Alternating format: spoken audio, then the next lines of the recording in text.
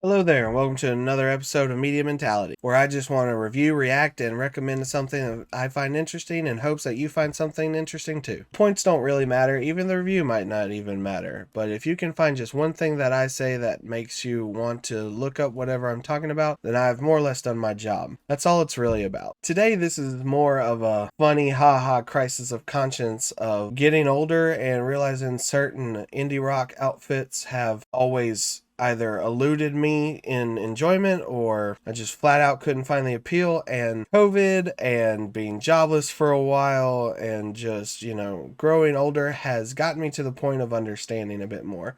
And that artist today specifically is Spoon with their new record, Lucifer on the Sofa.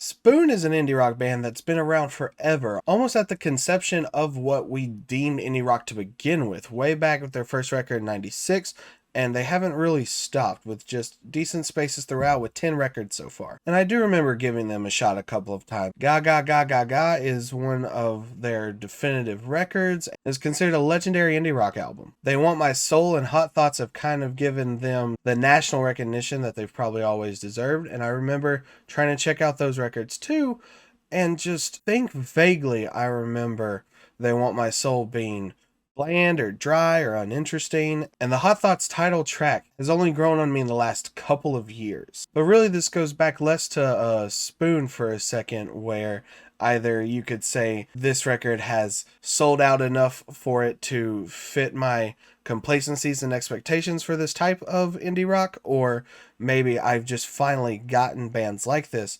But another band like this that hit me last year was The Strokes. I'm not ashamed to say that Is This It wasn't it for me. Ha ha ha. No, sorry.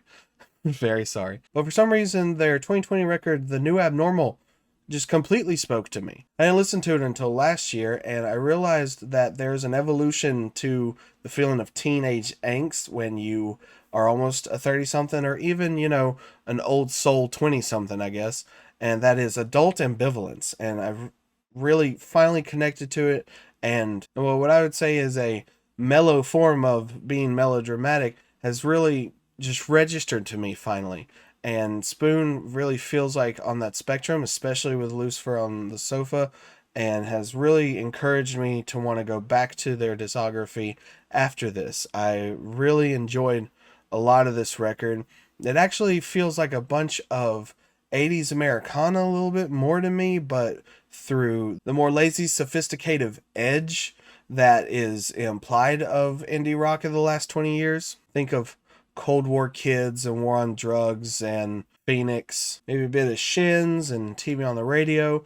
I've always appreciated certain select songs from all these bands, but I still want to give new records of bands that I could never get into a try, and that's what I did with Spoon, and I was very pleasantly just happy with it. The feeling was, I guess, cathartic, or just effective feels like the right word, even though that's not like a positive or a negative feeling. It's just affirmative, I guess. It's a very affirming record for almost any emotion you're feeling, I think. Especially if you're careening towards indifference or ambivalence, or just, don't want to deal with the bullshit, but you're too tired to be angry. I think Held in the Hardest Cut's a really 1-2 punch. I think of what Arctic Monkeys and Cage the Elephant have been trying to do in a much more poppy and semi-alt punky sense, and not really approaching it the same way, but maybe still trying for that same overall feel or atmosphere, as far as me just throwing out things that I'm much more used to and go to more often than bands like Spoon, and just that's not a problem to me at all. It might be for some people, but I really like The Hardest Cut being this like jaunty, not steady as she goes, but like so the saying goes, so life goes, that kind of thing. You just gotta deal with it, head forward, man, even if you're kind of banging your head against the wall just a little bit. Devil and Mr. Jones is where I feel they sound like Tom Petty and the Heartbreakers. Not a big fan of the song, but then that and just, a little bit of Bruce Springsteen starts to just creep in random instances for the rest of the record. I think while it has a fun and interesting fluttery instrumentation going, it almost feels upbeat and assertive, but it's still casual and laid back. And it's this great like middle road that I think a lot of 80s Americana had without it really feeling from that era at the same time. Again, very like late 2000s, just all those bands just creeping in and starting to create this new sound. You know, again, I'm just throwing names at the wall at this point. You know, there's just instances they're part of that crowd, and I don't know if this means more that Spoon to some people is lowering them to standards of, you know, bands like Silver Sun Pickups or Kings of Leon, but if they've become more accessible for adults like me who finally understand, you know, overall, then maybe it'll create this evolution of going backwards and appreciating their more eclectic and creative albums from a decade prior. I think my favorite song is On the Radio. There is this very jazzy, nuanced chaos to it. It's very jammy and banging and clanging, and a lot of it reaches me now than it didn't before. You know, I'm really attracted to aggressive and assertive music, super fast paced and upbeat, but I like show tunes and just jaunty kind of like, I guess, old school jukebox-esque kind of stuff.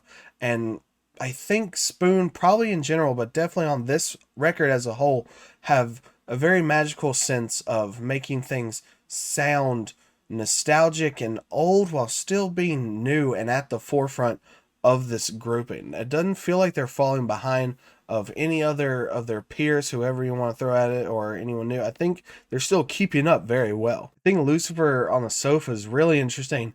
It makes me feel like if Elton John fronted Steely Dan. I don't know. Is that okay to say? It's got that vibe, I think, honestly, and I really I just fuck with it. I guess at this point is just, this is music that I didn't really bother with before that I am fully embracing now, and I like it a lot. I really appreciate it. I don't know where it stands in, like, you know, shocking me or wowing me. I think this is a very casual, competent record. I don't think they are trying to do anything new, and I don't think they are throwing anything by the wayside as far as just someone who is coming in not necessarily unaware of them or having never heard their music before, but have never really had my ears caught them before, and now this record really has, and making me just genuinely convinced and now a believer that I've just been wrong to not pay attention to them before. You know, if a record can convince you of that, then there's a lot of merit and genuine effort into it. There has to be. So with that said, I've been teetering on where to put it. I'm going to say 7 out of 10 for this one, because I can tell these are like veterans who are very aware of themselves and don't want to push the envelope, but definitely don't want to let the torch go. And I really think that's where they are. I think that's what the feeling is of being modern nostalgia, of reminiscing and reflecting on just the way they used to be and refusing to change if it's not hurting them and not hurting around them. Like, people may look at them like they've changed, but they don't feel like they've changed for the worse. And I feel like that's conveyed throughout the record, even in their lesser songs that I'm not too interested in, such as Devil and Mr. Jones, My Babe, and Astral Jacket.